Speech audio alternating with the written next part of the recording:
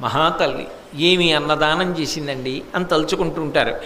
లోకంలో కీర్తి ఎంతకాలము నిలబడుతుందో అంతకాలము స్వర్గలోకవాసం ఇస్తారు అని. అందుకని యశోశరీరుడై నిలబడాలని కోరుకుంటాడు. మనిషి కీర్తి కోసం ప్రయత్నం చెయ్యాలి, ప్రయత్నపూర్వకంగా కీర్తిని సంపాదించుకోవాలి. కష్టపడకుండా కీర్తి రమ్మంటే ఎక్కడి నుంచి వస్తుంది?